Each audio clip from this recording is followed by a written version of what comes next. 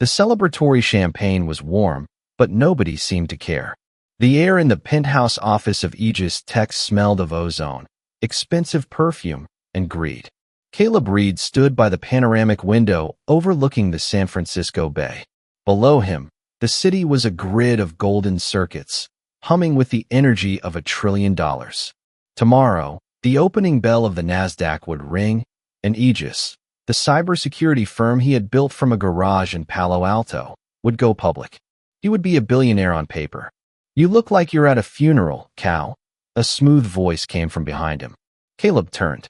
Logan Pierce, his lead investor and oldest friend, stood there swirling a glass of scotch. Logan was everything Caleb wasn't: polished, charismatic, and comfortable in a suit that cost more than Caleb's first car. "Just nerves," Caleb said, running a hand through his messy hair. "The audit logs. There's a delay in the server sync. I saw some transfers last night that didn't match the protocols." Logan's smile didn't waver, but his eyes, predatory and blue, flickered. "Glitches, Cal. Just ghosts in the machine. Let the legal team handle it. You're the visionary, remember? Enjoy the moment." "Where's Vanessa?" Caleb asked, scanning the room for his wife. "Preparing the toast," Logan said, gesturing toward the boardroom doors. "Come on. They're waiting for the king." Caleb followed Logan into the main conference room. The entire board of directors was seated. The laughter died down instantly as Caleb entered. The atmosphere wasn't celebratory. It was heavy, suffocating. Vanessa sat at the head of the table, his seat. She looked stunning in an emerald dress that hugged her curves, her blonde hair pulled back in a severe, flawless chignon. But her face was a mask of ice. She didn't smile when she looked at him. "Vanessa?" Caleb frowned, stopping halfway to the table. "What's going on? Why is the legal counsel here?" Vanessa didn't blink. She placed a stack of documents on the mahogany table. The sound echoed like a gunshot. "Caleb Reed," she said, her voice steady and professional. The voice of the CFO, not his wife. "Effectively immediately, the board has voted to remove you as CEO of Aegis Tech." Caleb laughed, a short, confused sound. "Good joke, Ness. Is this a roast?"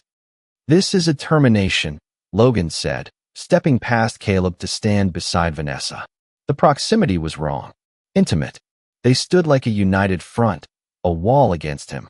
"We have evidence, Caleb, of the embezzlement. The selling of user encryption keys to the Chinese market." "What?" Caleb's blood ran cold. "I wrote the code to protect those keys. I would never. The transfers are traced to accounts in your name," Vanessa interrupted, sliding a folder across the table. "And the offshore shell companies? Registered to your social security number." Caleb grabbed the folder. His hands shook as he flipped through the pages. Bank transfers. Emails sent from his private server. Signatures that looked exactly like his. It was a masterpiece of fabrication. It would have taken months to plant this.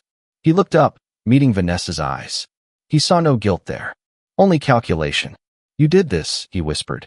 "You have the passwords. You have the access." "I did my duty as CFO to protect the shareholders," Vanessa said coldly. "Security is escorting you out. The SEC has already been notified." "And Caleb?"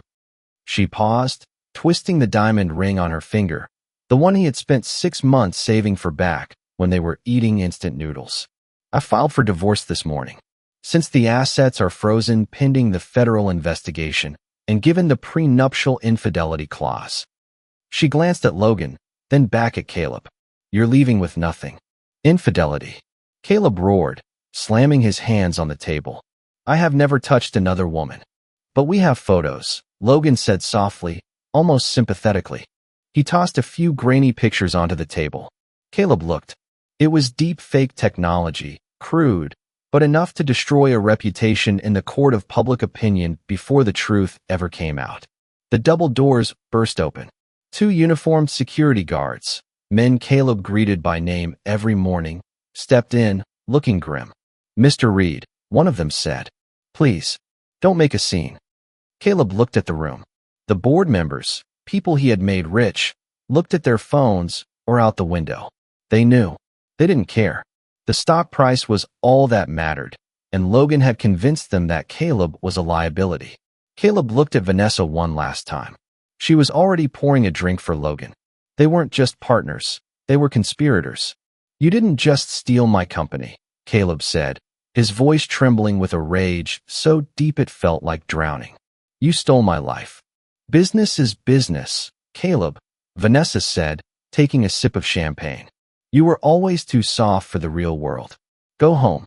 "Oh wait, the bank foreclosed on the house an hour ago." Caleb backed away. He felt the cold steel of the elevator doors behind him. As the doors slid shut, cutting off the view of his wife and his best friend clinking glasses, Caleb Reed didn't cry. He felt the naive, hopeful part of his soul shatter. And in the darkness of the descending elevator, he realized they were right. Caleb Reed was too soft. So Caleb Reed had to die. The fog rolled in from the Pacific Ocean like a suffocating blanket, burying the Golden Gate Bridge in a thick, swirling gray mist that the locals called the marine layer.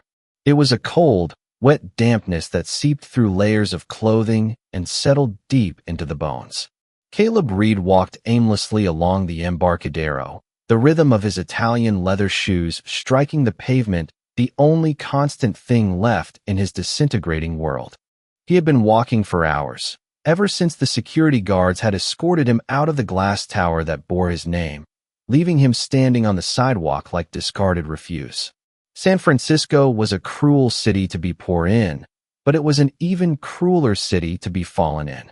The lights of the Bay Bridge flickered in the distance, mocking him with their technological brilliance, a system he had helped build, a system that had now locked him out. He reached into his pocket and pulled out his smartphone. It was a reflex, a phantom limb twitching. The screen illuminated his face in the darkness, casting hollow shadows under his eyes. He tried to log into his bank account again. Access denied. Contact administrator. He tried his email. Password incorrect. He tried to call his attorney, a man he had paid retainers to that could feed a family for a decade. The call went straight to voicemail. The message was clear without a single word being spoken. "You are radioactive." Caleb stopped by a newsstand near the ferry building. The digital ticker above the stand flashed the evening headlines in bright, unforgiving red LEDs. Aegis Tech CEO ousted amidst fraud scandal. Stock prices plummet. FBI investigation pending. It had taken them less than 3 hours to destroy a reputation he had spent 15 years building. He saw his face on the small screen of a discarded newspaper, a photo taken years ago when he was younger, fuller of hope. Now, staring at his reflection in the dark shop window, he saw a ghost. He patted his pockets. He had his wallet, but the credit cards inside were useless pieces of plastic. He had exactly $84 in cash. $84. That was the sum total of his life's work. He could not even afford a hotel room in this city for the night. The irony twisted in his gut like a knife. He had generated billions in value, revolutionized data security, and yet, he was about to sleep on a bench because he did not have the physical currency to purchase shelter. A bitter wind whipped off the bay, stinging his cheeks. He needed a drink, but more than that, he needed to think. He found a dive bar on the outskirts of the Tenderloin, a place where the floor was sticky with spilled beer and the patrons did not care about the NASDAQ or the SEC. He ordered a whiskey, neat, paying with a $20 bill. The bartender, a heavy-set man with tattoos climbing up his neck, slid the glass over without making eye contact. Caleb stared at the amber liquid. In the reflection, he saw Vanessa's eyes. He replayed the meeting in his mind, dissecting it with the cold logic of a programmer looking for a bug in the code. It was too perfect. The forensic evidence, the timing of the divorce, the frozen assets. Vanessa had not just decided to leave him. She had been architecting this exit for years. She had played the loving wife while planting the malware in his life, waiting for the execution command. And Logan, who had been his roommate at Stanford, who had eaten pizza on the floor of their first rented office, was the one who pressed enter. The pain was not a sharp stab anymore. It was a heavy, crushing weight, like the atmospheric pressure at the bottom of the ocean. He realized then that fighting was impossible. To fight, one needed resources. One needed lawyers, public relations firms, forensic accountants. He had nothing. If he stayed, he would be arrested within 24 hours. He would be paraded in front of the cameras in handcuffs, the poster child for corporate greed, while Vanessa and Logan played the victims who saved the company. He would rot in a federal prison cell while they spent his money and raised a toast to their brilliance. Caleb downed the whiskey. It burned, but the fire felt good. It was the only warmth he had felt all day. He stood up, leaving the change on the counter. He walked out of the bar and hailed a taxi. It was a reckless expenditure of his remaining cash, but he had a destination in mind. Fort Point, he told the driver. The drive was silent. The city passed by in a blur of neon and shadow. When the taxi dropped him off at the base of the bridge, the fog was so thick he could barely see the hand in front of his face. The Golden Gate Bridge loomed above, invisible except for the dull roar of traffic passing overhead and the mournful, lowing sound of the foghorns warning ships away from the rocks. Caleb climbed the path toward the pedestrian walkway. It was late, and the walkway was deserted. The wind here was ferocious, screaming through the suspension cables like a choir of banshees. He walked to the middle of the span. The railing was cold and slick with moisture. He looked down. There was nothing to see but a swirling abyss of gray. The water was hundreds of feet below, cold enough to stop a human heart in minutes. He took off his suit jacket. It was a bespoke piece, tailored in Italy, worth more than most people's cars. He folded it neatly and placed it on the ground near the railing. He took off his watch, a vintage timepiece Vanessa had given him for their 5th anniversary, and laid it on top of the jacket. Then, he took his phone. He looked at it one last time. He did not smash it. He simply set it down beside the watch. This was the tableau of a man who had reached the end. The police would find these items. They would check the currents. They would assume the body had been swept out to sea, dragged down by the undertow and the weight of despair. They would write him off as another casualty of Silicon Valley's brutal pressure cooker. But Caleb Reed was not going to jump. He shivered as the wind cut through his thin dress shirt. He felt a strange sensation wash over him, not fear, but liberation. Caleb Reed, the CEO, the husband, the failure, was about to cease to exist. The man standing on the bridge was no one. He was a blank slate. He was zero. He climbed over the railing, but instead of letting go, he swung his legs onto the maintenance ladder that ran beneath the pedestrian path. He had studied the schematics of this bridge years ago for an architectural security project. He knew there was a service catwalk that led back to the Marin headlands, hidden from the view of the cameras and the tourists. With aching muscles and frozen fingers, he descended into the belly of the bridge. The steel vibrated against his chest, humming with the weight of the cars above. He crawled along the catwalk, moving away from the city, away from the lights, moving deeper into the dark, wild north. He was leaving everything behind: his name, his fortune, his past. He reached the solid ground on the Marin side of the bridge, his breath coming in ragged gasps. He scrambled up the wet embankment and into the cover of the dense eucalyptus trees. He paused for a moment and looked back toward the city. The fog had swallowed the bridge completely now. San Francisco was gone. He turned his back on the glowing horizon and began to walk north, into the darkness. He had $60 in his pocket and the clothes on his back.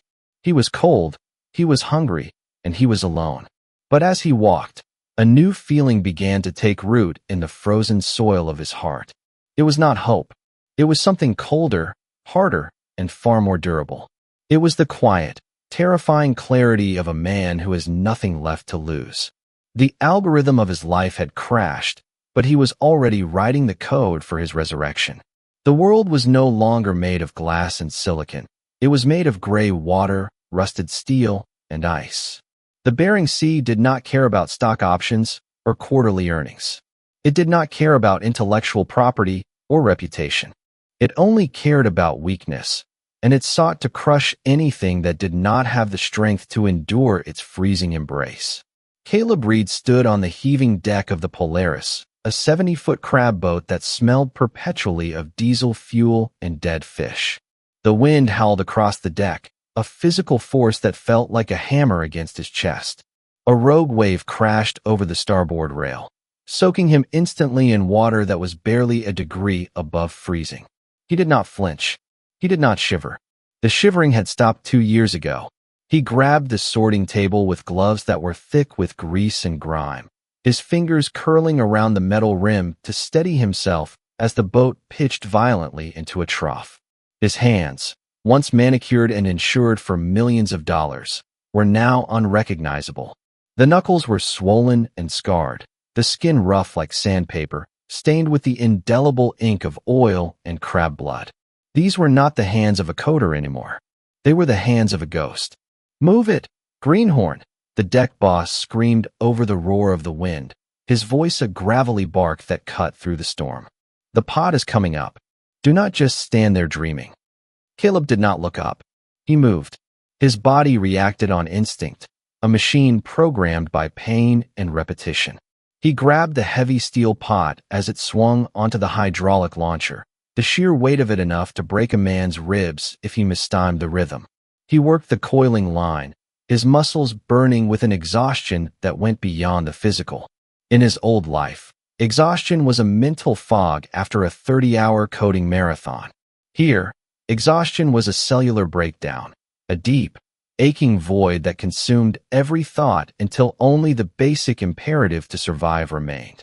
He had come to Alaska because it was the one place where nobody looked for a fallen tech billionaire. Dutch Harbor was the end of the line, a purgatory for men running away from debts, from the law, or from themselves. Here, a name meant nothing. A resume meant nothing. All that mattered was whether you could stand on a shifting deck for 20 hours straight without falling overboard. For the first year, Caleb had wished he would fall. He had looked at the black, churning water and thought about the peace it offered. But the ocean had rejected him, just as San Francisco had. It forced him to harden. It stripped away the layers of softness, the entitlement, the empathy, until all that was left was a core of cold, hard resolve. When the shift finally ended, 18 hours later, Caleb stumbled into the galley.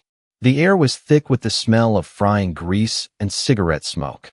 The other crew members, men with faces carved from granite and eyes that had seen too much darkness, sat in silence, shoveling food into their mouths.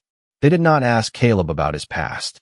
They called him Zero, a nickname born from the day he arrived with nothing in his pockets.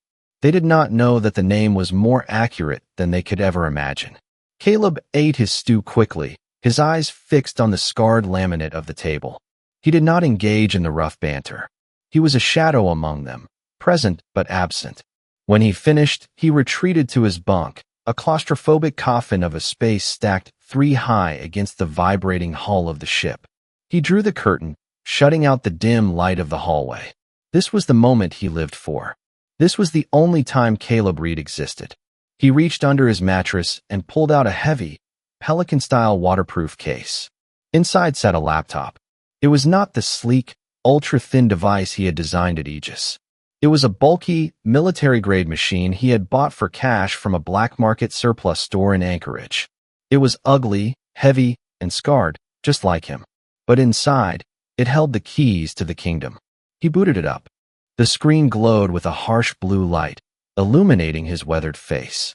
He connected to the internet via a high-latency satellite uplink he had jury-rigged to the ship's communication array, masking the signal through a dozen proxy servers bouncing from Estonia to Panama.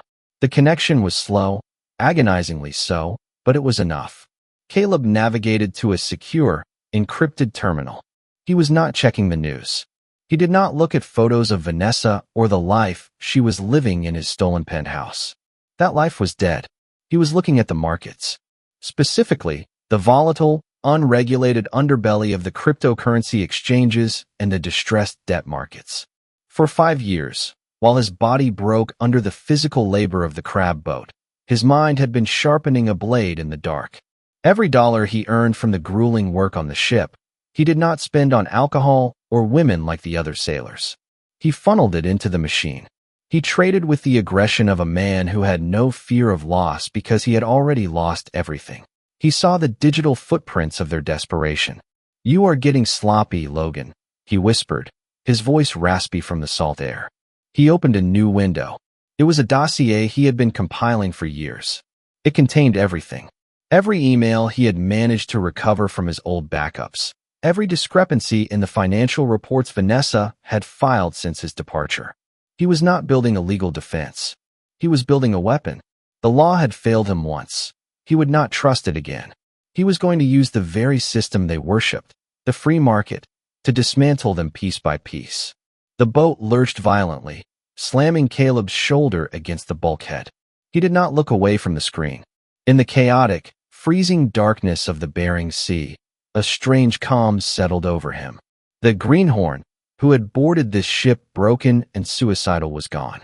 The man staring at the blue light was something else entirely. He was cold. He was patient. And he was ready. He typed one final command, initiating a transfer of funds to a newly formed corporation registered in Singapore. The name of the entity flashed on the screen, Void Corporation. It was time.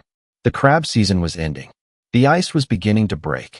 5 years had passed since Caleb Reed vanished into the fog, yet the city remained a gleaming monument to perpetual adolescence. The skyline was a jagged jaw of steel and glass, chewing on the low-hanging clouds. The air in the financial district still smelled of roasted coffee and electric anxiety. Billions of dollars traveled through fiber optic cables beneath the pavement every second, invisible rivers of wealth that fed the hungry ghosts in the penthouses above. But something new had entered the ecosystem, a predator that did not hunt for innovation or disruption, but for weakness. The rumors began in the quiet, hushed corners of the private clubs on Battery Street and the exclusive dining rooms of Atherton. They spoke of a new entity, a shadow firm operating out of Singapore known only as Void Corporation. It was an enigma wrapped in silence. It had no public face, no flashy marketing campaigns, and no mission statement about making the world a better place. It simply had capital, massive, terrifying amounts of liquid capital, and a voracious appetite for distressed assets. It moved through the market like a great white shark in a crowded swimming pool, silent and lethal, swallowing failing startups and over-leveraged tech giants whole. Vanessa Reed stood in her corner office on the top floor of the Aegis Tower, looking out at the sprawling city that she now ostensibly ruled. The view was magnificent, a 300-degree panorama of the bay, but it brought her no peace. In the reflection of the glass, she adjusted the collar of her silk blouse. She looked older than her 32 years. The lines around her mouth had deepened, etched by 5 years of managing a lie. Aegis Tech was still standing, but it was a hollow shell. Without Caleb's genius, the innovation had stalled. They were surviving on legacy patents and aggressive litigation, bullying smaller companies to maintain their market share. The stock is down another 4 points in pre-market trading, a voice said from the doorway. Vanessa did not turn around. She knew it was Logan. He walked into the room with his usual swagger, but the confidence was fraying at the edges. He looked tired. His expensive suit looked slightly slept in. "It is Void Corp again," Vanessa said, her voice tight. "They are shorting us. They have been building a short position for 3 weeks. Who are they, Logan? Why can't our analysts find a name?" Logan poured himself a drink from the crystal decanter on the sideboard, despite it being 10 o'clock in the morning. "They are just vultures, Ness. Probably some hedge fund manager in London or Dubai looking to make a quick profit. They smell blood because we missed the quarterly earnings target. We just need to announce the new security protocol, and the stock will bounce back." "We do not have a new security protocol," Vanessa snapped, turning to face him. "We have a patch. A patch for a system Caleb built 6 years ago. We are bleeding, Logan.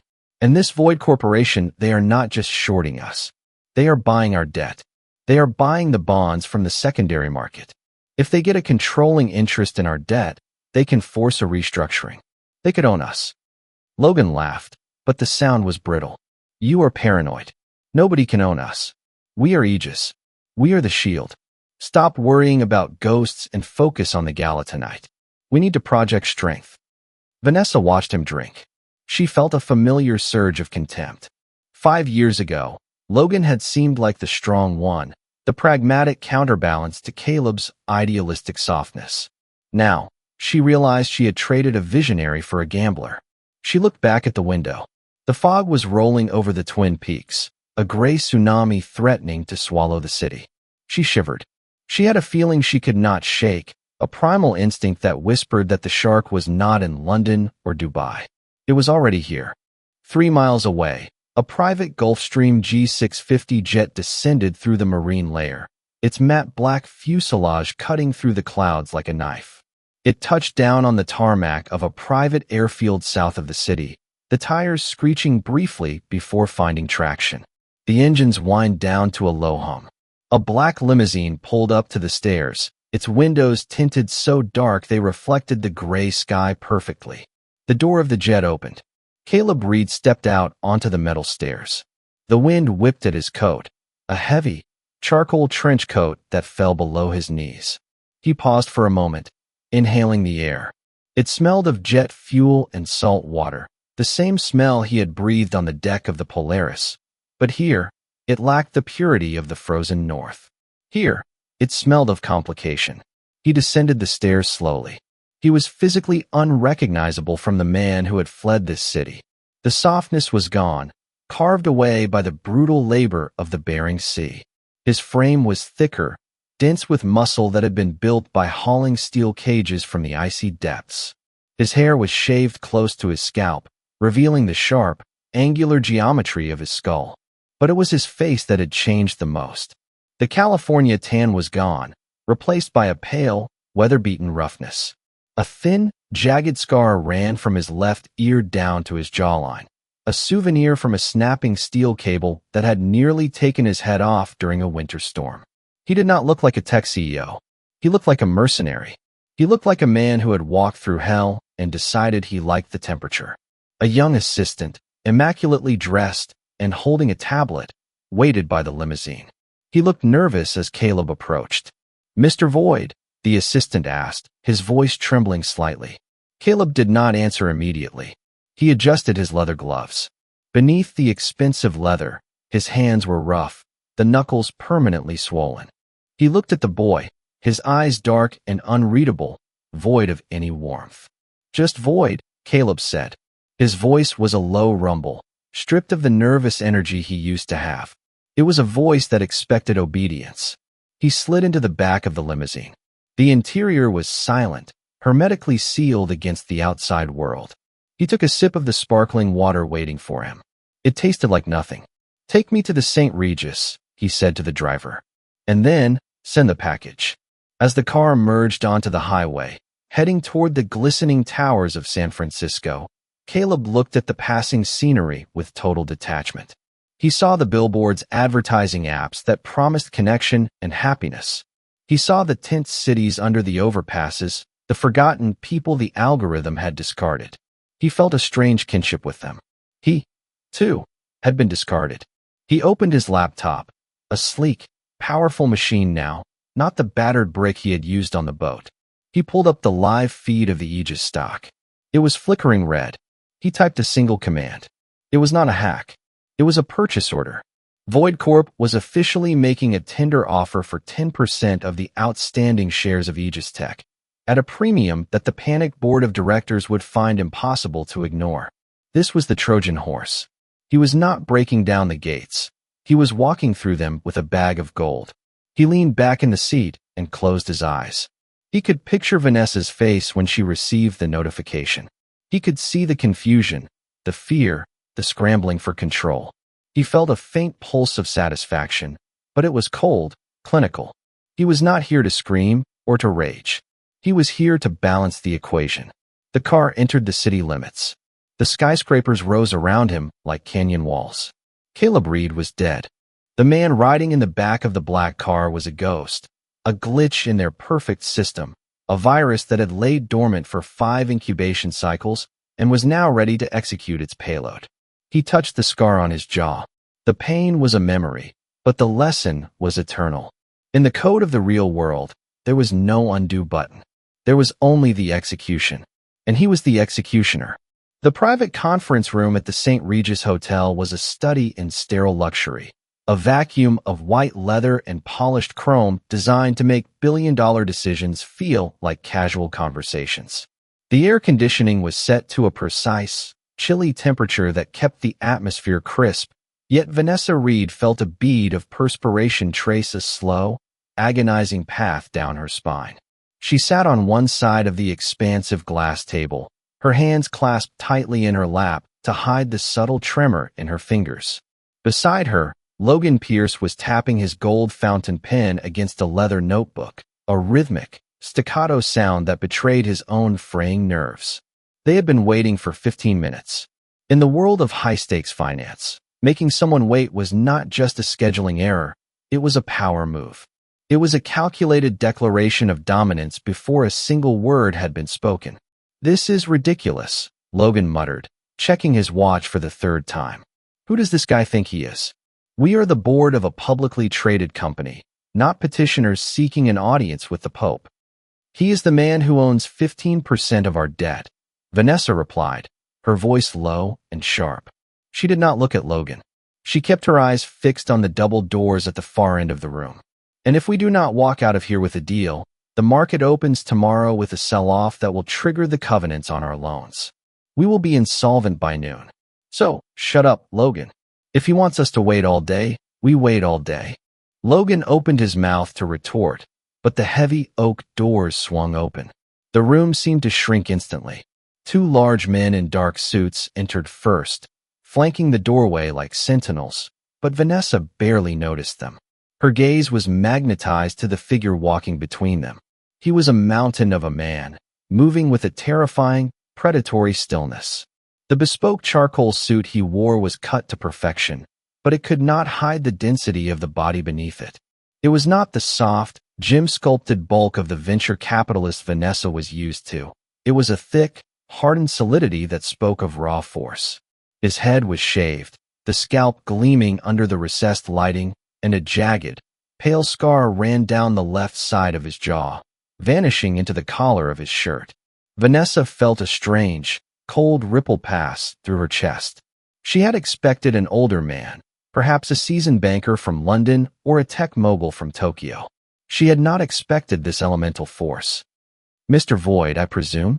Logan said, standing up and extending his hand with a practiced, politician's smile. "I am Logan Pierce, chairman of Aegis Tech. This is our CFO, Vanessa Reed." The man did not smile. He did not speed up his pace. He walked to the head of the table and stopped. He looked at Logan's extended hand for a long, uncomfortable second, then ignored it completely. He pulled out the chair at the head of the table and sat down, his movements deliberate and heavy. "Sit down," the man said. His voice was a shock. It was deep, rough, and sounded as if it had been dragged over gravel. It lacked the smooth, polished cadence of the boardroom. It was the voice of a man who was used to giving orders over the roar of machinery, not the hum of a server room. Logan flushed a deep crimson, retracting his hand as he sank back into his chair. Vanessa remained frozen, her heart hammering against her ribs. There was something about the cadence of that command, the absolute lack of inflection, that triggered a ghost of a memory in the back of her mind, but she could not grasp it. It was like hearing a song from a nightmare she had forgotten. "You have read the term sheet," the man said. He did not introduce himself. He did not offer pleasantries. He placed a single, thin folder on the glass table. "Void Corporation is prepared to inject $200 million into Aegis Tech immediately. We will absorb your toxic debt. We will stabilize your stock price." "That is extremely generous," Vanessa said, finding her voice. She leaned forward, her professional mask sliding back into place. "But the terms regarding equity are aggressive.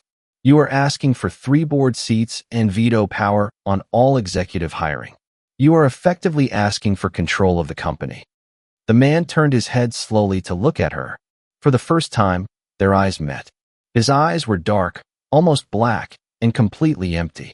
There was no warmth, no lust, no curiosity. It was like looking into the bottom of a well. "You do not have a company, Mrs. Reed," he said. "You have a corpse. I am offering to pay for the funeral and give you a chance to resurrect it." Vanessa flinched. The bluntness was brutal. Aegis is still a leader in cybersecurity. Our encryption protocols are the industry standard. "Your protocols are 5 years old," the man interrupted. "Your innovation died when your founder left. Since then, you have been a zombie company, feeding on momentum. That momentum is gone. Logan slammed his hand on the table. Now wait a minute. You cannot speak to us like that. We have other interested parties. We have options. The man shifted his gaze to Logan. A flicker of something dangerous passed behind his eyes. Amusement? Contempt? You have zero options. I know about the liquidity crisis. I know about the discrepancies in the Q3 audit that you are trying to bury. I know that you, Mr. Pierce, margin called your personal holdings last week to cover a gambling debt in Macau. The silence that followed was absolute. Logan's face drained of color. He opened and closed his mouth like a fish on a hook. Vanessa stared at the stranger in horror. How could he know that? That information was buried deep in encrypted personal files. Even she had only suspected it. Who are you? Vanessa whispered. The man leaned back in his chair, tinting his fingers. His hands were rough, the skin thick and calloused, a stark contrast to the fine wool of his suit. He looked at her, and for a split second, Vanessa saw a tilt of the head, a specific angle, a way he held his chin, that made the room spin. It was a gesture Caleb used to make when he was solving a complex coding problem. But Caleb was dead, or as good as dead. Caleb was soft. Caleb was a boy who cried when they watched sad movies. This man was a weapon. I am the necessary correction, the man replied. The market seeks equilibrium. You are the imbalance. I am the gravity. He slid the folder across the glass toward them. Sign the deal, he said, or leave the room and watch your legacy burn to the ground by morning. I do not care what you choose. The outcome for me is the same. Vanessa looked at the folder. It was a lifeline, but it felt like a noose. She looked at Logan, who was defeated, slumped in his chair, unable to meet her eyes. She was alone. She had always been the one to make the hard choices, the one to wield the knife when Caleb was too weak to do it. But now, she felt like the one on the operating table. She reached for her pen. Her hand shook, the gold tip hovering over the signature line. She looked up at the man one last time, searching his face for any sign of humanity, any sign of the husband she had betrayed. She found nothing but the scar and the ice. If we sign this, Vanessa said, her voice trembling, we work together. We are partners. The man stood up. He did not wait for her to sign. He knew she would. He buttoned his jacket, his towering frame casting a long shadow over the table. Partners implies equality, Mrs. Reed, he said, turning toward the door. We are not equals. You work for me now. He walked out of the room without looking back. The heavy doors clicked shut, leaving a ringing silence in his wake. Vanessa dropped the pen. She felt a wave of nausea roll over her. She had saved the company. She had secured the money. But as she looked at the signature page, she could not shake the terrifying feeling that she had just invited a monster into her home. And the worst part was not the fear of the stranger. It was the haunting, impossible familiarity of his eyes. She reached for her water glass, but her grip failed her. The glass tipped over, spilling water across the expensive table, the liquid spreading like a slow, transparent stain, uncontrollable and cold. The transformation of Aegis Tech was not violent. It was surgical. In the weeks following the acquisition, the chaotic, frat house energy that Logan Pierce had cultivated was sterilized. The ping-pong tables were removed from the break rooms, replaced by minimalist espresso bars that served black coffee in silence. The open-plan seating, once designed to foster collaboration, now felt like a panopticon. At the center of this new order sat the man known only as Void. He had claimed the corner office, the one that had belonged to Caleb, and then to Vanessa, and stripped it bare. The expensive modern art was gone. The plush rugs were gone. It was now a glass box containing nothing but a steel desk, a single chair, and the man himself, watching the floor like a hawk circling a field of mice. Vanessa Reed walked down the hallway, her heels clicking a sharp, lonely rhythm against the polished concrete. She felt like a trespasser in her own building. Technically, she was still the chief financial officer, but her clearance codes had been subtly downgraded. She could no longer access the root directories of the financial servers. She had to request permission to view the accounts payable ledgers. Every request went through him. She stopped outside the glass wall of the main development lab. Inside, the new regime was in full effect. Void stood at the whiteboard, a black marker in his scarred hand. He was not shouting. He was speaking in that low, gravelly rumble that seemed to vibrate through the glass. A group of senior engineers stood around him, looking terrified and mesmerized in equal measure. But it was the person standing next to him that made Vanessa's stomach twist. It was Maya, a 24-year-old junior developer with messy hair and oversized glasses. She was brilliant, raw, and unpolished. Exactly the kind of talent Caleb used to nurture. Void was leaning in, pointing at a line of code Maya had written. He didn't scold her. He nodded.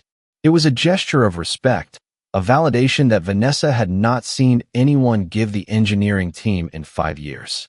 Under Logan, the engineers were treated as mechanics. Under Void, they were becoming architects again. Vanessa watched as Void placed a hand on Maya's shoulder, a brief, fatherly touch. Maya beamed, her face lighting up with the adoration of a student recognized by the master. The jealousy that flared in Vanessa's chest was hot and irrational. It was not romantic jealousy. It was something far more corrosive. It was the jealousy of ownership. He was rewriting the culture she had helped destroy, and he was doing it with a terrifying ease. He was stealing the soul of the company back from her, one line of code at a time. He likes her, a voice said. Vanessa jumped. Logan was standing behind her, holding a tablet, his eyes bloodshot. He looked diminished, his swagger replaced by a jittery paranoia. She is just a junior dev, Logan, Vanessa said, smoothing her skirt. She is cheap labor. He is cost-cutting. It is not cost-cutting, Logan whispered, stepping closer. He gave her the encryption keys to the Omega project this morning. My project. He bypassed me, Ness. He is freezing me out. We signed the deal, Vanessa said, her voice tight. We gave him control. We gave him financial control. Logan hissed. Not operational control. He is digging through the archives. He requested the server logs from 5 years ago. Why does a venture capitalist care about legacy logs from before the IPO? Vanessa felt the blood drain from her face. The logs. The evidence of the frame-up. They had deleted the files, of course, wiped the drives 3 times over. But in the world of data, nothing is ever truly gone if you know where to look in the shadows. He is just doing due diligence, Vanessa said, trying to convince herself. Stop being paranoid. I am not paranoid. Logan snapped, too loud. Heads turned in the lab. He lowered his voice. There is something wrong with him. Have you smelled him? Vanessa frowned. What? His cologne, Logan said, his eyes wide. It is sandalwood and old leather. Custom blend. Who else used to wear that? Who else was obsessed with that specific smell? Vanessa's breath hitched. Caleb. Caleb had worn a bespoke scent from a small perfumer in the Mission District. It was subtle, earthy, distinct. But Caleb was dead. He had jumped off the Golden Gate Bridge. They had found his watch. Stop it, Vanessa hissed. You are losing your mind. Scent is a coincidence. Do not mention his name. She pushed past Logan and entered her office, slamming the door. Her hands were shaking. She walked to her desk, needing to bury herself in spreadsheets, needing to find order in the numbers. On her desk, there was a small, white box. There was no card, no return address. It was a simple bakery box, tied with a rough twine string. Vanessa stared at it. Her heart began to hammer against her ribs. She reached out and untied the string. Her fingers felt numb. She opened the lid. Inside sat a single, perfectly glazed lemon tart. It was not just any tart. It was from Tartine, the specific bakery she used to go to with Caleb every Sunday morning before the betrayal. It was the only thing she ever ordered. But she hadn't been there in 5 years. She hadn't eaten one since the divorce. It was a private ritual, a ghost of a happier life she had buried deep. How could he know? A knock on the door made her jump. She slammed the box shut. The door opened. Void stood there. He filled the frame, his presence sucking the oxygen out of the room. He was holding a file. Review these, he said, dropping the folder onto her desk. The marketing budget is bloated. I want it cut by 40%. He turned to leave. Wait, Vanessa said. Her voice was breathless. He stopped, his hand on the doorknob. He didn't turn around. Yes, Mrs. Reed. The pastry, she stammered, gesturing to the box. Did you send this? He turned his head slowly, looking at her over his shoulder. The scar on his jaw caught the light, twisting his expression into something unreadable. I noticed you looked pale in the morning briefing, he said, his voice flat, devoid of emotion. My assistant said it was the best bakery in the city. Lemon is good for the nerves, isn't it? It is my favorite, she whispered. I haven't had it in years. Habits are hard to break, Void said. He turned fully to face her. His dark eyes drilled into her, peeling back the layers of her composure. We all have ghosts, Mrs. Reed. Some of us eat them. Some of us let them eat us. He took a step closer to the desk. The scent hit her then. Logan was right. Sandalwood. Leather. It was faint, buried under the smell of starch and cold air, but it was there. It was the smell of Sunday mornings. It was the smell of safety. But coming from this scarred, terrifying stranger, it smelled like a grave. Who are you? She asked again, the question slipping out before she could stop it. I am the man saving your company, he replied. Do not ask questions you do not want the answers to. Eat the tart, Vanessa. You look like you were starving. He used her first name, not Mrs. Reed. Vanessa. The way he said it, the cadence, the slight drop in pitch at the end, sent a shockwave through her nervous system. It was exactly how Caleb used to say it when he was disappointed. He walked out, closing the door softly behind him. Vanessa sank into her chair. She stared at the white box. She felt tears pricking her eyes, hot and stinging. She was unraveling. He was doing this on purpose. He had to be. It was a psychological siege. He was using her memories as weapons, planting landmines in her daily routine. She reached for the phone to call security, to demand a background check, to do something. But she stopped. If she dug too deep, if she pulled the thread, what would she find? She opened the box again. She picked up the tart. She took a bite. The taste was explosive, sweet, tart, buttery. It tasted like the past. It tasted like guilt. She ate the whole thing, sitting alone in her office while the fog outside pressed against the glass, swallowing the world whole. And for the first time in 5 years, Vanessa Reed was truly afraid. Not of poverty, not of prison. She was afraid that the dead were not resting, and that hell had come to collect its due. The summons to the emergency board meeting arrived at 3 o'clock in the morning. It was not a request. It was a digital mandate sent to every personal device, encrypted with a priority level that overrode Do Not Disturb settings. By 4 o'clock, the boardroom of Aegis Tech was filled with the smell of stale fear and fresh espresso. Outside, the city of San Francisco was still asleep, wrapped in the dark, quiet velvet of the pre-dawn hours. But inside the glass walls of the tower, the atmosphere was vibrating with the frantic energy of a sinking ship. Vanessa Reed sat in her usual chair, her hands gripping the edge of the mahogany table so tightly that her knuckles had turned white. She had not slept. The taste of the lemon tart from yesterday was still a phantom sensation on her tongue, a sweet reminder of a ghost that refused to stay buried. Opposite her, Logan Pierce looked like a man on the brink of a coronary event. His tie was loosened, his hair was disheveled, and his eyes were darting around the room, scanning the faces of the other board members for an ally he would not find. At the head of the table, the man known as Void sat in absolute silence. He did not have a laptop. He did not have a stack of frantic notes. He simply had a single, thin sheet of paper placed perfectly parallel to the edge of the table. He looked at them with the patience of a predator who knows the cage door is already locked. Why are we here? Clause 14b, Void continued, ignoring Logan's outburst completely. Material adverse change. Specifically, the discovery of historical fraud that fundamentally devalues the intellectual property of the company. Vanessa felt the blood freeze in her veins. The room seemed to tilt on its axis. She looked at Void, her eyes widening in horror. He was not looking at the paperwork. He was looking directly at her. What are you talking about? One of the independent directors asked, a nervous man from a pension fund. What fraud? Void reached into his jacket pocket and pulled out a small, black flash drive. He slid it across the table. It spun slowly, coming to a stop directly in front of the projector console. 5 years ago, the former CEO, Caleb Reed, was removed from this company based on allegations of embezzlement and data theft, Void said. The evidence provided at the time consisted of server logs showing transfers authorized by his credentials. It was a perfect narrative. The visionary who went rogue.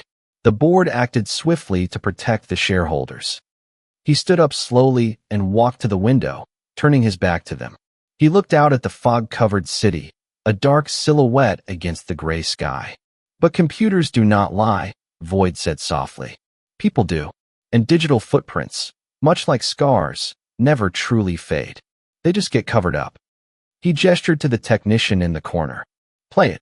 The main screen at the front of the room flickered to life. It was not a PowerPoint presentation. It was a raw command line interface, a stream of code that looked like gibberish to the bankers in the room. But to Vanessa, it was a death sentence. This is the original, unadulterated server log from the night of the alleged theft, Void narrated, his voice echoing in the room. You will notice the timestamp. The transfers were indeed made using Caleb Reed's admin key.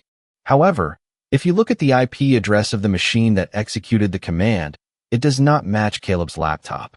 It matches a device hardwired into the internal network. The screen zoomed in on a string of numbers. Device ID, VRCFO main, Void read. Vanessa Reed, Chief Financial Officer. The room erupted into chaos. The directors were shouting, turning to look at Vanessa with expressions of shock and accusation. Logan sank back into his chair, his face the color of ash. He knew what was coming next. That is not all, Void continued, raising his voice just enough to cut through the noise. The logs also show a secondary authorization for the routing of the stolen funds. A shadow approval. That approval came from the external accounts of one Logan Pierce. Vanessa could not breathe. It was as if the air had been sucked out of the room. A typed document detailing the entire scheme, leaving blank spaces for signatures. However, Void said, leaning down, his face inches from hers. She could smell the sandalwood and leather, overpowering and dizzying. I am a businessman. I dislike waste. A public scandal destroys the asset. So I offer you a choice.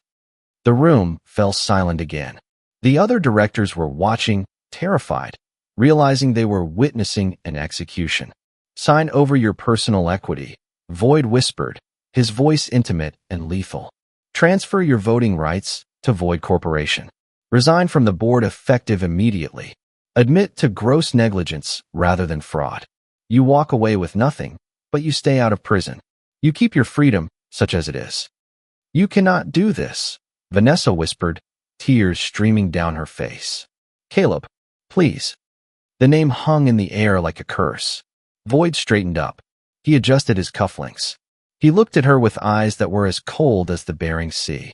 Caleb is dead, he said. He died the day you betrayed him. I am just the executor of his estate. He looked at his watch, the platinum Patek Philippe that he had supposedly left on the bridge, now shining on his wrist. You have 5 minutes to sign, Void said. At 4:15 a.m., I send this file to the FBI Cybercrimes Division. The clock is ticking. He walked out of the room, leaving the door open. The cold draft from the hallway rushed in, chilling Vanessa to the bone. She looked at the pen lying on the table. She looked at Logan, who was weeping silently into his hands. She looked at the screen, where the code, her crime, glowed in unforgiving neon green. She realized then that the trap had not been sprung today.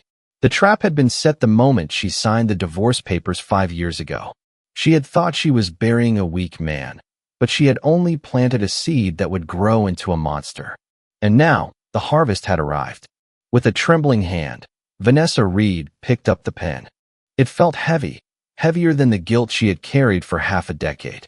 She signed her name, and with each stroke of the ink, she felt her life dissolving into nothingness. She was signing her own obituary, authored by the ghost she had created. The elevator ride down from the 42nd floor was a descent into a new kind of hell. It was not the fiery, chaotic inferno that Vanessa Reed had always imagined would await sinners. It was a silent, stainless steel box that smelled faintly of lemon polish and recycled air. The silence between her and Logan Pierce was not empty. It was heavy, suffocating, and pressurized, like the air in a submarine that had dived too deep. Vanessa watched the digital numbers above the door count down. 40, 39, 38. Each number represented a layer of status she was shedding. With every floor they passed, she was becoming less of a titan of industry and more of a statistic. She looked at her reflection in the polished metal doors.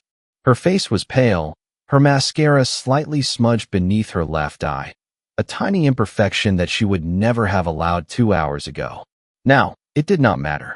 The woman in the reflection was a stranger, a ghost who had just signed away her existence to another ghost. Logan was breathing heavily, a wet, ragged sound that grated on her nerves. He was leaning against the back wall of the elevator, his tie pulled loose, his expensive suit rumpled. He looked like a child who had been caught stealing from the collection plate. He was vibrating with a mixture of fear and impotent rage, his eyes darting back and forth as if searching for an escape hatch that did not exist. "You knew," Logan whispered, his voice trembling.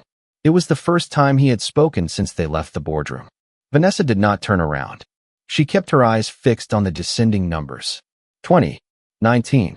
"I did not know," she replied, her voice hollow. "You knew he was alive," Logan hissed, pushing himself off the wall and stepping toward her. "You felt it. You told me about the cologne. You told me about the tart. You knew it was him, and you walked us right into the trap. And you walked us into the fraud 5 years ago." Vanessa snapped, spinning around to face him. The sudden movement made her dizzy. "Do not blame me for your incompetence, Logan. Caleb did not destroy us because I recognized his scent. He destroyed us because you were greedy. You left a digital trail a mile wide because you were too arrogant to think anyone would ever check the logs. I did it for us," Logan shouted, his voice echoing in the small space. "I did it so we could be together, so we could have the money, the power, the life you wanted. You were the one who said Caleb was holding us back. You were the one who said he was too soft to take the company to the next level. I just pulled the trigger that you pointed." The elevator chimed. Ground floor. The doors slid open, revealing the cavernous marble lobby of the Aegis Tower. It was early morning, and the space was largely empty, save for the cleaning crews buffering the floors and the security team at the front desk. Vanessa stepped out, desperate to escape the confined space and the stench of Logan's failure. But as she walked toward the revolving doors, a figure stepped into her path. It was the head of security, a man named Miller. He had worked for the company for 10 years. He had been at her wedding. He had sent her a card when her mother died. Now, he did not look at her with familiarity. He looked at her with the professional detachment of a bouncer ejecting a drunk patron. "Ms. Reed." "Mr. Pierce," Miller said, his voice flat. "I have received orders from the new CEO. I need your access badges, your company phones, and your laptops. Immediately." Vanessa froze. She looked at Miller, searching for a flicker of sympathy. There was none. The hierarchy had shifted in the blink of an eye. The king was dead. Long live the king. And in this new kingdom, she was in exile. "Miller," she started, her voice shaking. "Please. My contacts. My photos." "The devices are company property," Miller said, extending his hand. "Please do not make this difficult." Logan threw his phone onto the marble floor. It skidded across the polished surface, coming to rest near a potted fern. "Take it. Take the damn thing. It is worthless anyway." Vanessa reached into her purse. Her movements were slow, dreamlike. She pulled out her phone, the device that held her entire life, her calendar, her connections to the world of the elite. She placed it in Miller's hand. Then she unclipped her badge, the plastic rectangle that identified her as Chief Financial Officer. She dropped it into his palm. It felt surprisingly light. "You are to vacate the premises immediately," Miller said, pocketing the items. "Your personal effects from your offices will be boxed and shipped to your registered home addresses within 48 hours. Assuming, of course, you still have access to those addresses." The cruelty of the comment was precise. Caleb had not just taken the company. He had triggered the clauses that would freeze their personal assets. The house in Pacific Heights, the beach house in Malibu, They were all tied to the stock value, which was currently being rewritten by Void Corporation. Vanessa walked through the revolving doors and stepped out onto the sidewalk. The San Francisco morning was cold and gray. The fog was heavy, dampening the sounds of the waking city. She stood on the corner of the street, shivering in her thin silk blouse. She had no coat. She had no phone to call a car. She had no wallet, as it was in her desk drawer upstairs. Logan stumbled out behind her. He looked wild, unhinged. He looked around the empty street, then turned his gaze on her. "What do we do now?" he asked, his voice cracking. "Vanessa, what do we do?" She looked at him, really looked at him. For 5 years, she had convinced herself that Logan was the partner she deserved, ruthless, ambitious, strong. But standing there in the cold light of dawn, stripped of his title and his money, he was just a man in a rumpled suit. He was small. He was terrified. And he was utterly useless. Vanessa said, a bitter laugh bubbling up in her throat. "There is no we, Logan. The partnership is dissolved." "You cannot leave me," Logan said, reaching for her arm. "We are in this together. We have to fight him." Vanessa pulled her arm away, recoiling from his touch as if he were diseased. "Fight him with what? We have no money. We have no credibility. We signed the confession. If we try to fight, he sends the file to the FBI. Do you want to go to prison, Logan? Because I do not." She backed away from him. "You were never the strong one," she whispered, the realization hitting her with the force of a physical blow. "Caleb was right. You were just a gambler who got lucky once. And I was the fool who bet everything on you." She turned and began to walk. She did not know where she was going. She just walked away from the tower, away from Logan, who stood screaming her name into the fog. She walked until her heels blistered, walked until the glass tower was swallowed by the mist behind her. She was walking into a void of her own making, a vast, gray emptiness where she would have to learn how to survive as a nobody. 42 floors above, Caleb Reed stood at the window of his reclaimed office. He watched the two tiny figures on the sidewalk below separate and drift apart. From this height, they looked like insects. He watched Vanessa walk north, alone, disappearing into the city she used to rule. He turned away from the window. The office was silent. It was his again. The deed was in the safe. The resignation letters were signed. The code was secure. He had won. He walked to the desk, the same desk where he had sat 5 years ago, unaware that his life was about to end. He ran his hand over the smooth, cold surface. He expected to feel a surge of triumph, a rush of vindication. He waited for the dopamine hit that came with a successful execution of a complex algorithm. But there was nothing. There was only the quiet hum of the server room down the hall and the scent of lemon polish. He sat down in the chair. It felt stiff. He looked at the empty room. He had spent 5 years in the freezing hell of the Bering Sea, fueled by the fire of this exact moment. He had dreamed of their faces as they realized they were beaten. He had fantasized about stripping them of everything they had stolen. He had done it. He had balanced the equation. But as he sat there in the absolute silence of his victory, Caleb realized a terrifying truth. The fire that had kept him alive was gone, extinguished by its own success. And now, sitting in the heart of the empire he had built, destroyed, and reconquered, he felt a coldness far deeper than anything Alaska had ever offered. He was the king of Aegis again. He was a billionaire again. But as he looked at the reflection of his scarred face in the blank computer monitor, he realized that Caleb Reed had not come back from the dead. Only Void was here. And Void was alone. The fall from grace was not a straight line. It was a slow, agonizing spiral. 3 weeks had passed since Vanessa Reed walked out of the Aegis Tower into the fog, and in that short span of time, the city of San Francisco had digested her whole. She sat in a small, cramped booth at a diner in the outer Sunset District, a neighborhood far removed from the manicured hills of Pacific Heights. The coffee in front of her was lukewarm and bitter, served in a thick ceramic mug that was chipped at the rim. She stared at the black liquid, watching the reflection of the neon sign in the window flicker on the surface. She wore a raincoat that was 2 sizes too big, purchased from a thrift store on Haight Street. Her blonde hair, once maintained by a team of stylists every fortnight, was pulled back into a severe, messy knot. She kept her head down. She had learned quickly that eye contact was dangerous. Even here, in the margins of the city, there was always a chance that someone might recognize the woman whose face had been plastered across the financial news for the last 20 days. The television mounted in the corner of the diner was tuned to a cable news channel. The volume was low, a constant murmur of catastrophe, but the cheering scrolling across the bottom of the screen was legible enough. Former Aegis executives implicated in historic fraud scandal. Stock surges under new mystery leadership.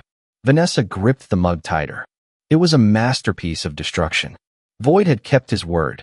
He had not sent them to federal prison. Instead, he had leaked the confession of negligence to the industry press. He had stripped them of their narrative. They were not painted as criminal masterminds, which might have garnered a strange, twisted sort of respect.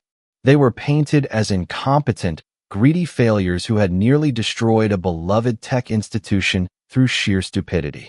The door of the diner opened, letting in a gust of cold, salty air. Vanessa flinched, pulling her coat tighter around herself. She checked her phone, a cheap, prepaid device she had bought with cash. There were no messages. The friends she had cultivated for a decade, the women she had hosted at galas, the board members she had dined with, they had all vanished. Her number was blocked. Her emails bounced back. It was a social quarantine, absolute and terrifying. She unlocked the screen and opened the news app, her thumb hovering over the trending video of the day. It was an interview clip. The thumbnail showed a man who looked like a ghost of Logan Pierce. He was sitting in what looked like a hotel room, his eyes wild, his skin sallow. She pressed play. She could not stop herself. I was manipulated. Logan's voice tinny through the phone's speaker. I was the chairman, yes, but the finances? That was her domain. Vanessa controlled the books. She controlled the narrative. I loved her, and she used that love to blind me to the reality of the balance sheets. I am a victim here as much as the shareholders. Vanessa felt a cold sensation spread through her chest. It was not anger. It was a dull, heavy realization of inevitability. He is selling you out, a waitress said, refilling the coffee without asking. That guy? I saw it on the morning news. He says you forged his signature. Vanessa looked up. The waitress was young, tired, with dark circles under her eyes. She did not look at Vanessa with recognition, only with the vague pity one offers to a stranger watching a tragedy. People will say anything to survive, Vanessa whispered. Yeah, well, the waitress said, moving to the next table. Rats eat each other when the ship goes down. That is just nature. Vanessa looked back at the screen. The comments section below the video was scrolling so fast, it was a blur of hatred. They were cheering for Logan's betrayal. They were dissecting her appearance, her history, her marriage. They were tearing her apart, piece by digital piece. This was the cannibalization Voight had orchestrated. He did not need to dirty his hands. He simply removed the glue that held their lives together, the money, and watched as they devoured one another. 5 miles away, in the temperature-controlled sanctuary of the Aegis penthouse, Caleb Reed watched the same interview on a wall-sized monitor. He stood in the center of the room, holding a glass of sparkling water. The room was dark, illuminated only by the glow of the screen and the lights of the city grid below. He watched Logan Pierce weep on camera, watched him debase himself for a chance at redemption that would never come. Caleb's expression was unreadable. There was no smile on his scarred face. There was no triumph in his eyes. Sir, his assistant's voice came over the intercom. The legal team is on line 1.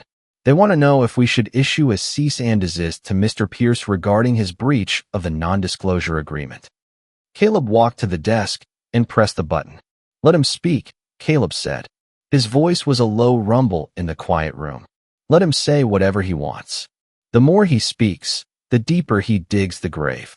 We do not interrupt an enemy when he is destroying himself. Understood, sir. And there is a package for you. It was hand-delivered to the front desk. It cleared the security scan. We were partners in everything, including the betrayal. I own my sin. I am living in it. I found this in a safety deposit box that the lawyers missed. It is the only thing I have left that was real. I do not deserve to keep it. I do not want to sell it for food. It belongs to the boy who built the code, not the woman who broke the machine. Do what you want with us. You have already won.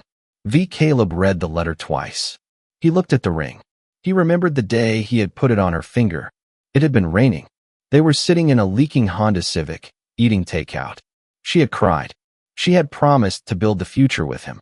He felt a sudden, sharp pain in his chest, a phantom ache from a heart he thought had atrophied completely.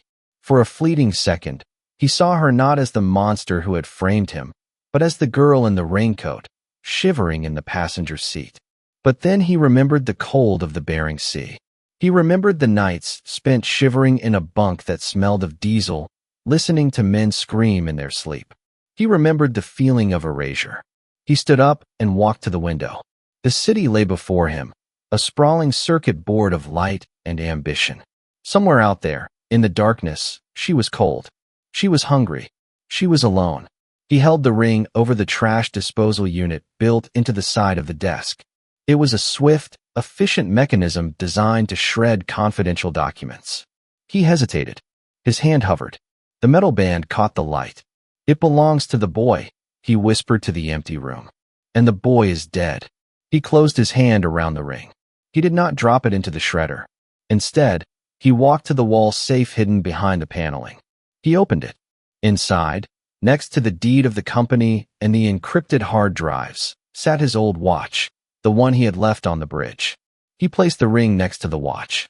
He was not keeping it as a memento of love. He was keeping it as evidence. It was a museum of failures. He closed the safe. The steel lock clicked into place with a sound of finality.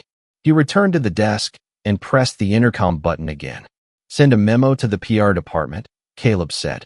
Release the second tranche of the server logs. The ones that implicate Vanessa Reed in the tax evasion scheme from 2018. Sir, the assistant asked, sounding hesitant.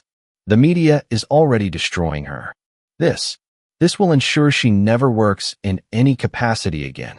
It will make her unhireable even for minimum wage. I know, Caleb said. Do it. He released the button. He sat back in his chair and turned his gaze back to the city. He had told himself that he wanted justice. But as he issued the command that would effectively end Vanessa's life as a functioning member of society, he realized it was not justice he was after. It was sterilization. He was scrubbing the hard drive. He was formatting the disk.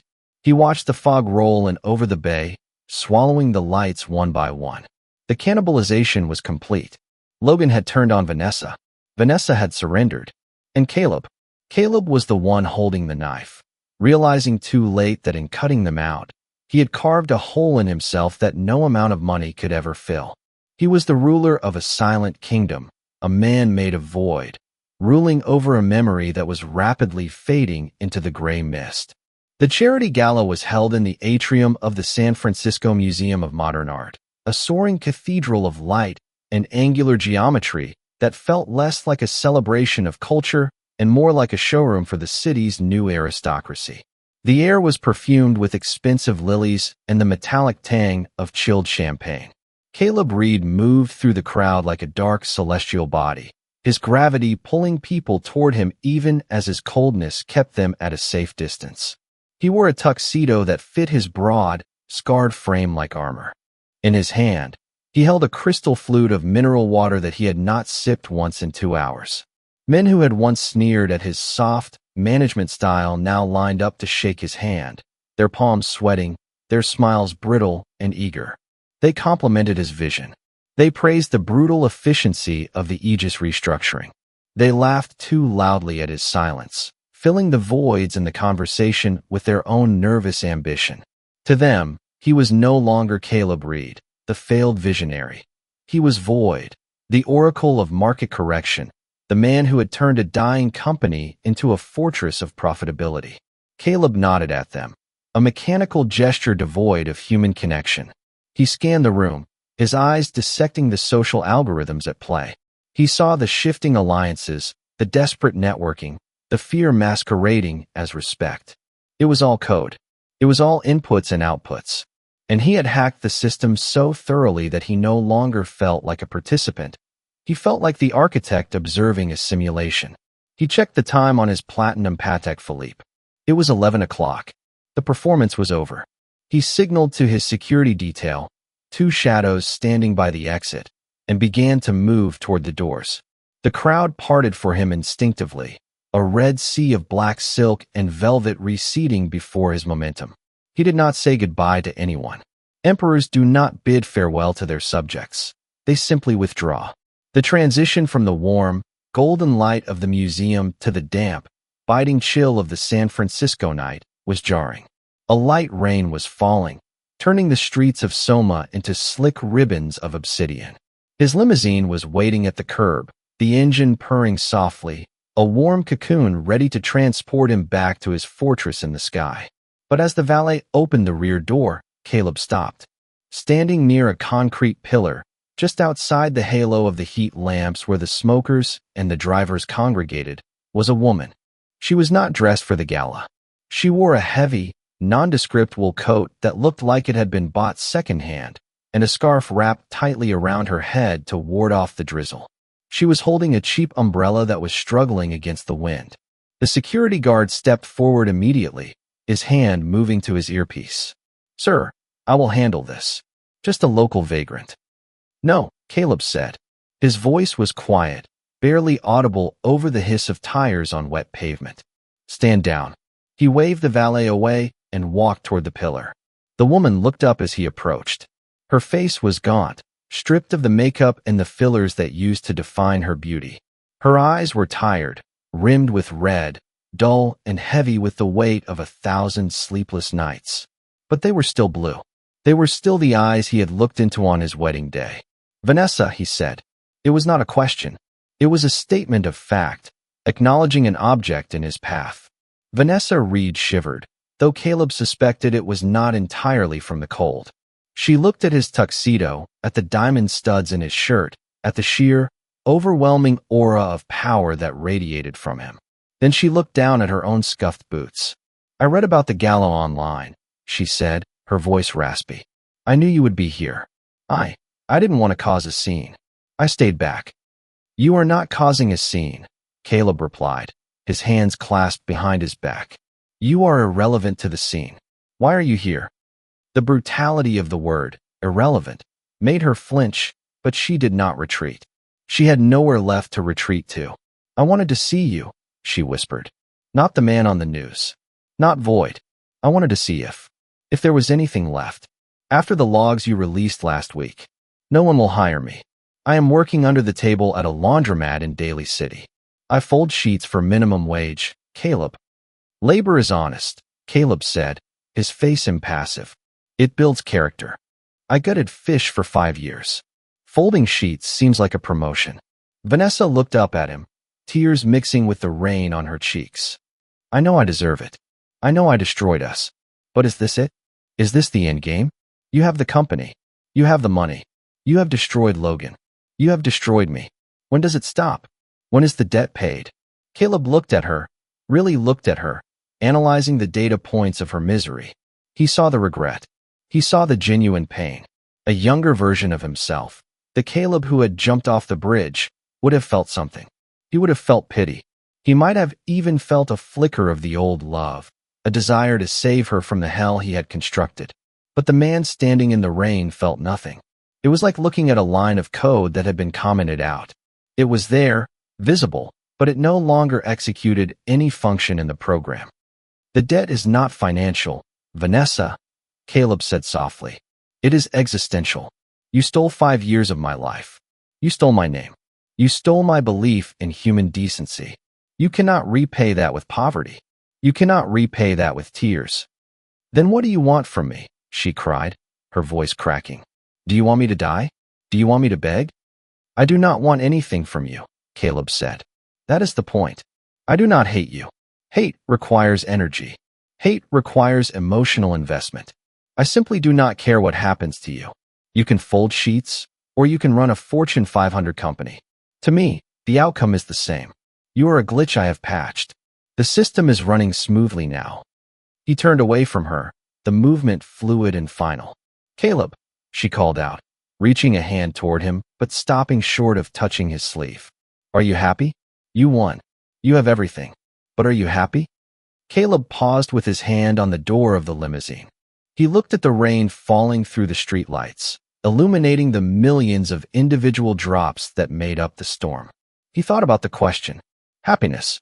It was a variable he had not calculated in a long time. Happiness is a consumer product, he said, without looking back. I prefer control. He slid into the car. The heavy door thudded shut, sealing him inside the leather-scented silence. He did not look out the window as the car pulled away. He did not watch Vanessa standing alone on the curb, shrinking into a small, grayed in the rearview mirror until the fog swallowed her whole. The ride to the Aegis Tower was smooth. The city passed by in a blur of neon and shadow. When the elevator deposited him in the penthouse, the silence of the apartment greeted him like an old friend. He walked to the floor-to-ceiling windows that overlooked the bay. The view was magnificent. The Golden Gate Bridge glowed in the distance, an orange arc over the black water. He could see the spot where he had climbed down into the darkness 5 years ago. He could see the path he had taken to become this monster. He walked to the wet bar and poured a glass of whiskey. He held it up to the light. He was the king of San Francisco. His net worth was higher than it had ever been. His enemies were vanquished. The narrative was corrected. He took a sip of the drink. It tasted of peat and smoke, but it brought no warmth. He looked at his reflection in the darkened glass of the window. The scar on his jaw was a pale line dividing his face. One side was the boy who had loved a woman and built a dream.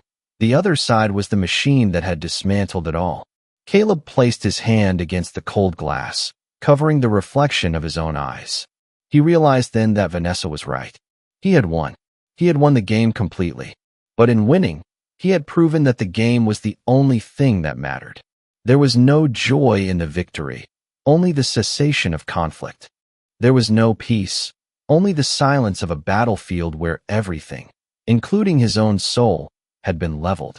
He turned away from the window and looked at the empty, sprawling apartment. It was perfect. It was pristine. It was cold. System status, he whispered to the empty room. The automated voice of the smart home system responded instantly, smooth and synthetic. All systems nominal, Mr. Reed. Temperature is 70 degrees. Security is active. You are safe. Caleb Reed sat down in the single leather chair in the center of the vast room. He closed his eyes and listened to the hum of the air recyclers. He was safe. He was powerful. He was right. And he had never been more alone in the entire history of his existence. The algorithm was complete. The result was 0.